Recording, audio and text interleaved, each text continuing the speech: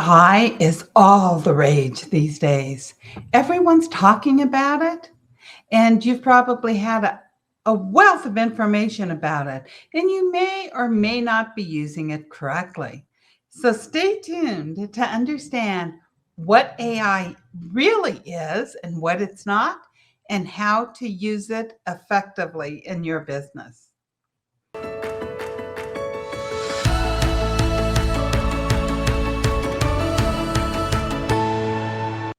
Welcome to Biz Success in 15. I'm your host, Cindy J, the Visibility Wiz, and I'm here to guide you as you step into who you are with outrageous confidence for more visibility, influence, and profits. You can grab your visibility checklist at visibilitychecklist.com. And today we're going to be speaking about the AI do's and don'ts. So, first of all, what is AI? Because AIs became a huge part of our lives and our businesses. We have chat boxes, we have Alexas, we have self-driving cars, and they are changing the way that we live and the way that we work. AI is simply a tool that can improve our performance and technology. Artificial intelligence in of itself is the science of making machines that can think like humans. It can do things that are considered smart. It leverages computers and machines to mimic the problem solving and decision making capabilities of the human mind. With that being said, we have a subconscious and a conscious mind. Our subconscious mind is where we hold all of our memories, but it's also where all of our feelings and our emotions come from. And they're portrayed, outwardly in the conscious level. Now, AI does not mimic our emotions. It can't actually mimic a person. It can make smart decisions and it can analyze data.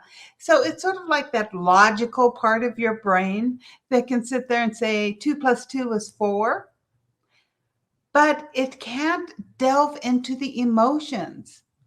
Now, remember that AI is perfectly capable of generating all of your content, 100%, your blog posts, your landing pages, and images from scratch. But it cannot replicate you. And even though something can do something, it doesn't mean it should be utilized that way. Know that people, whenever they purchase your products and services, they're not buying it because of this wealth of information. They're buying it because of you, because they like your personality. They like you as a person. And guess what? AI doesn't have a personality, but you do. So it cannot replace you. It cannot replace your personality. And people purchase your products and services because they believe that you can help them solve their problems. They're not just looking for information. Information is everywhere online today. It's so easy to find. It's mind-boggling how much information we have access to in today's world. So know that there's 3 types of AI that's currently being utilized. So the first type is called reactive AI. And reactive AI, that's what analyzes data and it makes suggestions based on this data. It has no memory and each task is specific. Examples include how Netflix recommends shows for you. So it analyzes all the data that about everything that you've watched or liked on Netflix. So it makes recommendations based on that.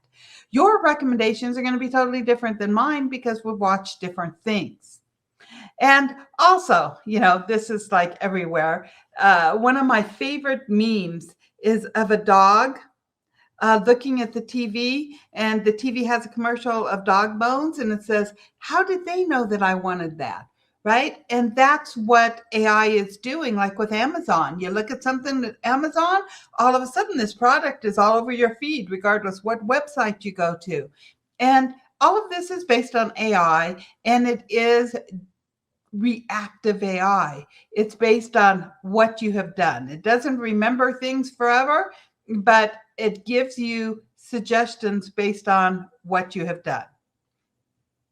The second type of AI is limited memory. And limited memory monitors and observes behaviors to improve performance. It's not saved in a memory, and it's sort of as it's happening, and it does not learn from it. You may remember that old TV show or movie, War Games.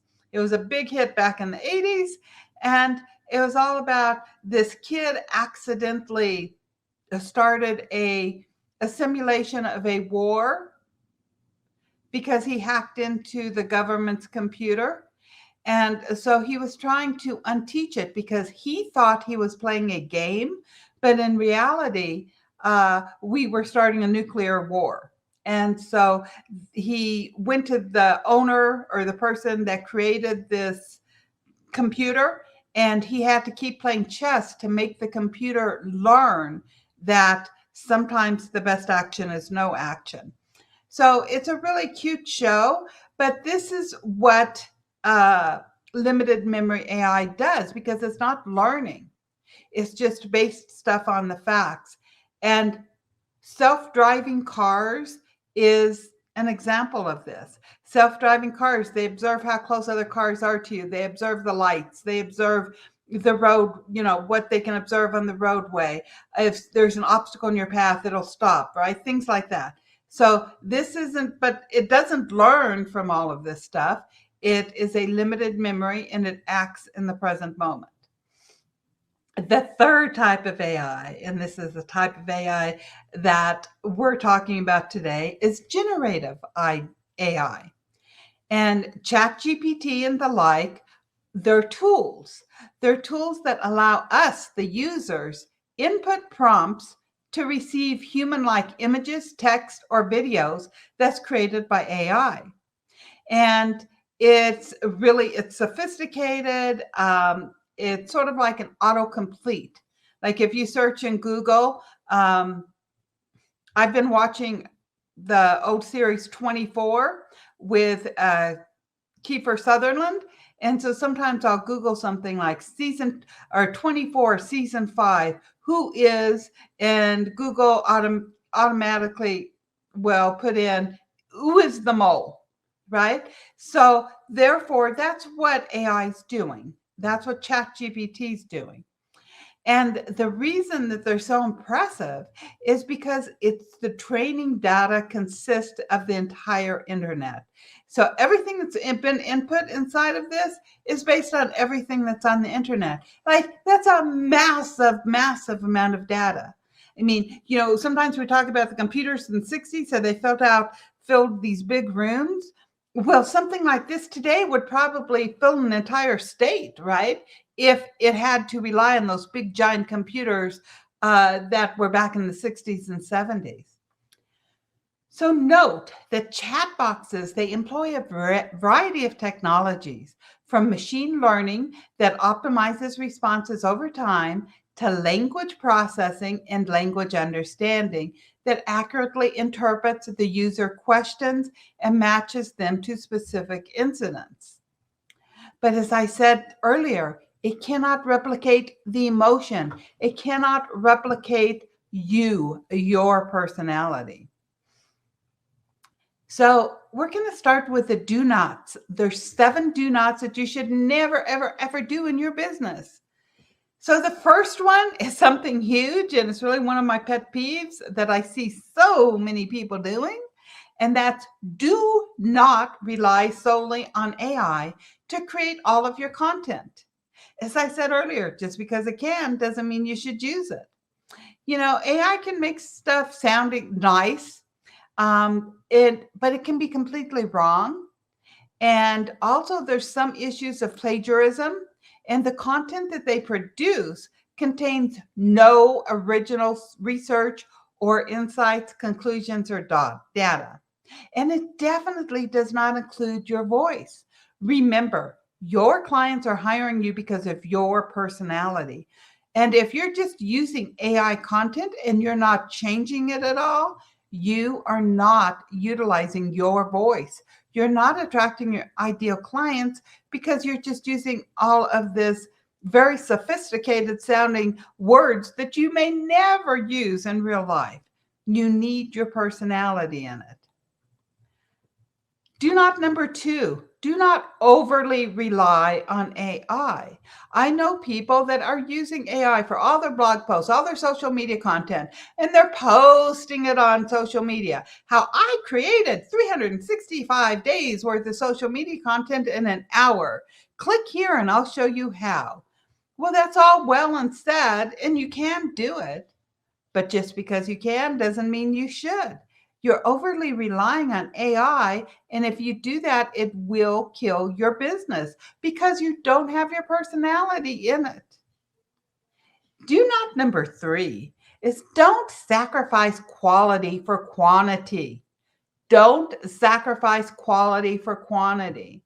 If you might be able to use AI to generate a blog post a day, thinking, hey, I have all this, quantity, but you're sacrificing the quality. You're sacrificing your creativity, your human touch, if you do that. So while producing, gazillions amount of content with AI in less time sounds enticing, as I said earlier, it could hurt your business, and it especially might hurt the quality, especially because number one, I shared that AI is not always correct.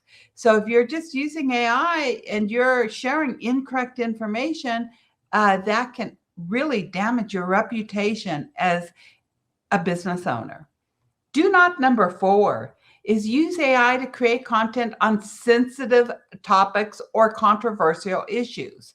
For example, I work with a few different trauma coaches. They work with very sensitive subjects like, people that have been raped, who have been sexually abused, people who've been in war, people who have been victims of horrific crimes. And if you're trying to research stuff like that, it more than likely is not going to be accurate because AI, a computer, cannot understand the emotional aspects of this trauma, right? The same thing if you're talking about health and you're saying, I read something the other day how neuropathy can be cured, right? And that's a very controversial subject because every doctor will say neuropathy, once you have it, it's there forever. It can't be cured. So if you start trying to Google how to, if you create all these posts on curing neuropathy, it doesn't understand a lot of things, and it may be giving you a lot of incorrect information because it's a controversial subject. If you've ever, searched even like politics are very controversial. I don't care what country you're in. Politics are controversial. And if you are trying to do this, you may not be getting the right information. So don't use it to create content for really sensitive topics or controversial issues. Number five is do not input your personal or confidential information. You don't want to be putting a whole lot of stuff about you, your birthday, where you was born, hey, let's put all this stuff in there and see if we can get our numerology done, right? You don't sit there and give it all of this information because whatever you want to be kept private, you shouldn't be putting inside of a ChatGPT or inside of any public place, social media, or anything like that, right? So be very careful what you are using for. Also, do not put in personal information about your clients to find out about them, because this is not a good idea. And it actually, you could be breaching somebody's privacy and laws. And, you are held as a coach. If you're a coach, you're held to confidentiality, and you need to keep everything personal, and you want your own privacy protected as well.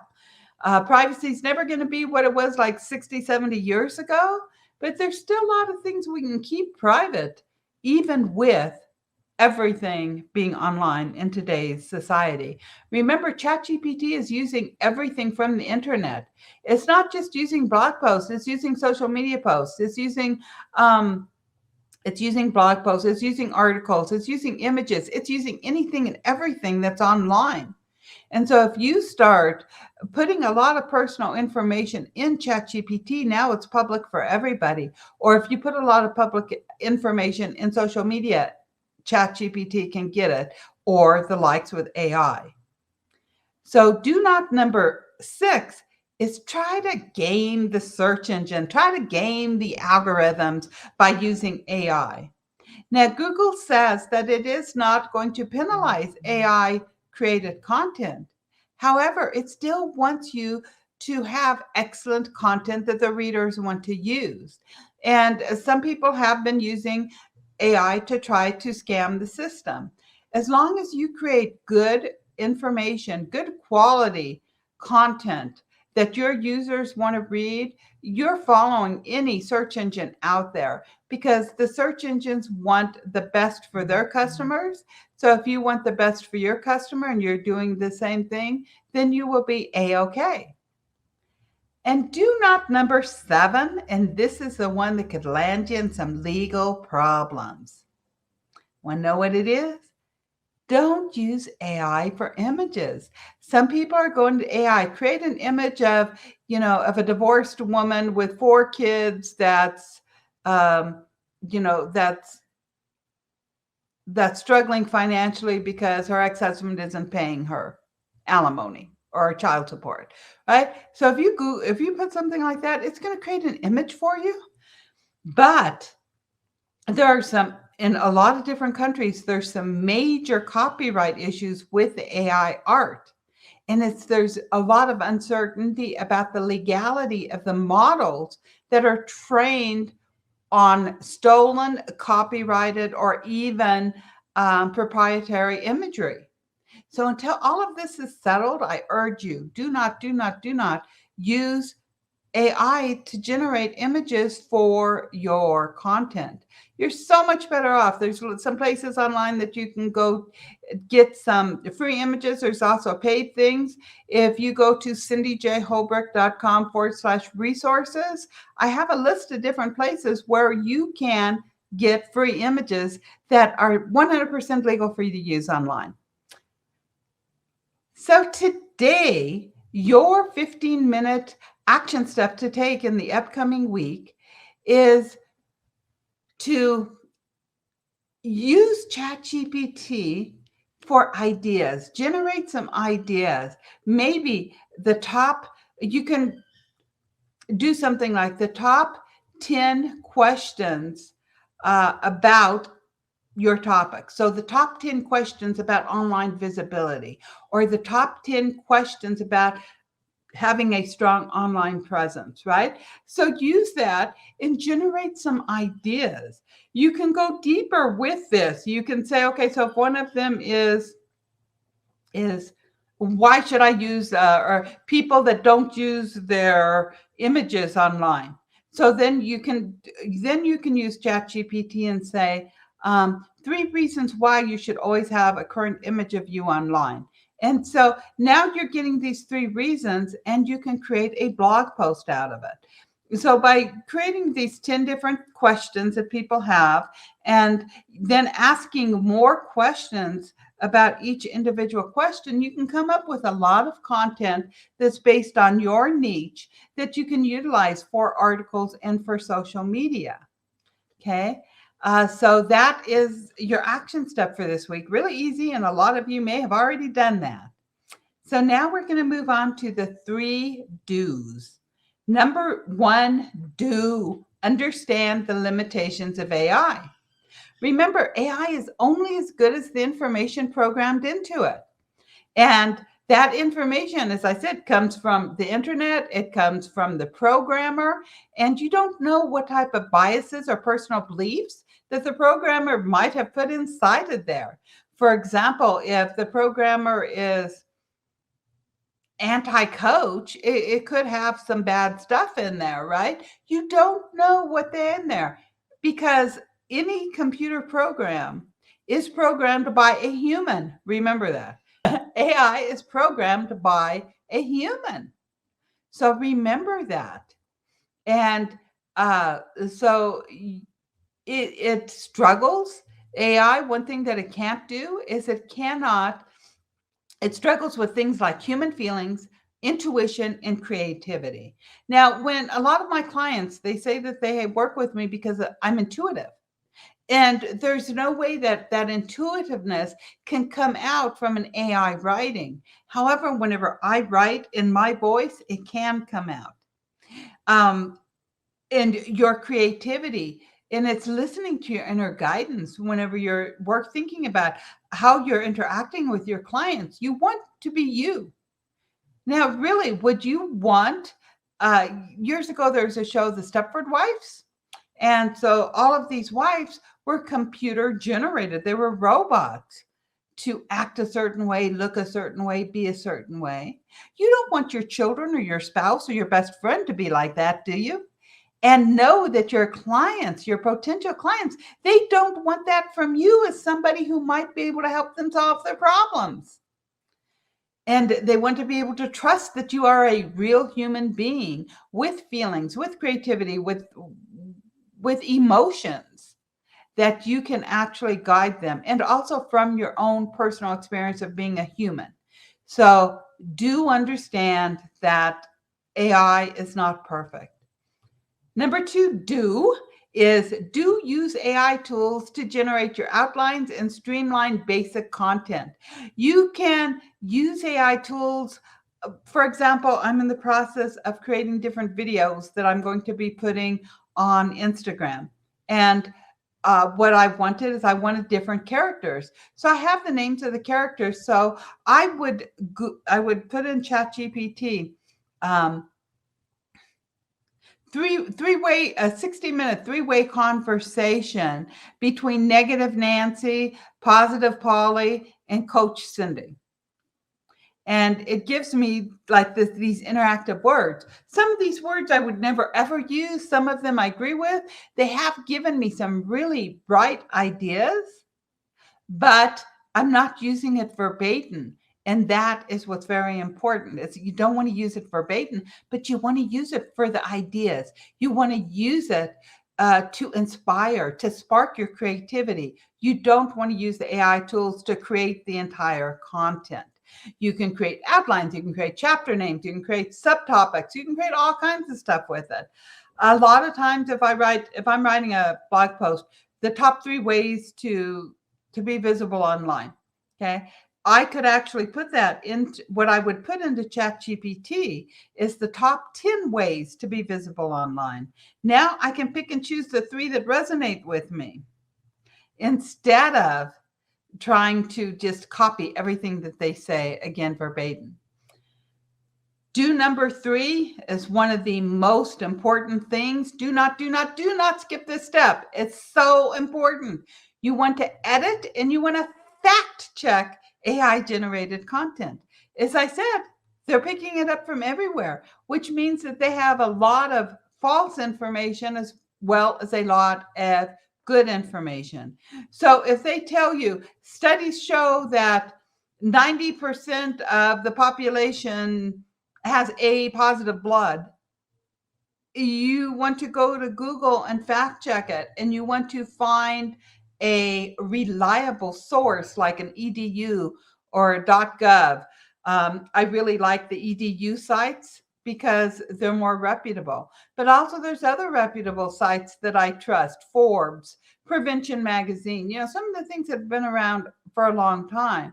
But I want to find the actual study that shows that. So I can say a study done by Penn State showed that 90% of the people in the US have A positive blood, right? I want to be able to prove that. So you want to fact check, so important, and you want to edit. And this way you can be assured that the content that you're putting online is good, it's factual, and most of all, it shows your personality. Because as I said earlier, Even though AI is capable of generating entire blog posts, landing pages, and images, doesn't mean that you should do it because it cannot replicate you. People who purchase your products and services do so because they're attracted to your personality. They believe that you can help them solve their problems. They're not just looking for information or content because they can find that everywhere. So, to attract your ideal clients, it's imperative that you put your personality inside of all of your content. So I hope you enjoyed and learned a few things. I'd love to hear from you. Feel free to, you can reach me at wecare@cindyjholbrook.com and tune in next week for another episode of Biz Success in 15, where I can help you step into who you are with outrageous confidence for more visibility, influence, and profits. Remember to go to visibilitychecklist.com and get your free checklist today. Big hug. See you next week. Bye-bye.